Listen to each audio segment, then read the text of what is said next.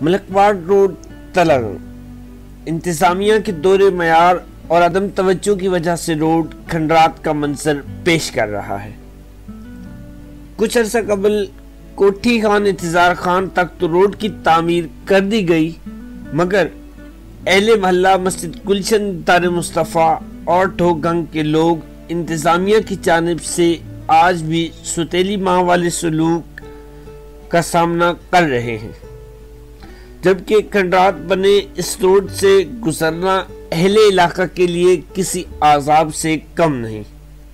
Road کے اطراف میں نکاسی آب کے لیے بنائے گئے نالے آج بھی انتظامیہ کی کارکردگی پر منہ چڑھا رہے ہیں۔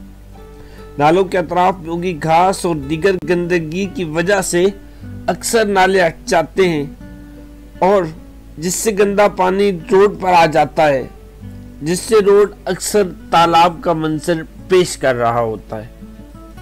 اہل علاقہ ملکواڑ روڈ تلنگانگ نے ایم این اے سردار ممتاز خان ٹمن، ایم پی اے سردار Zulfiqar Ali Khan دلہا، chairman municipal committee تلنگانگ اور دیگر جمعداران سے مطالبہ کیا ہے کہ روڈ کی فی الفور تعمیر اور عوام پر رحم کرتے ہوئے نالوں کی فی الفور صفائی کی جائے تاکہ ملکواڑ روڈ تلنگانگ کی عوام کو اس عذاب سے نجات دلائی جا سکے۔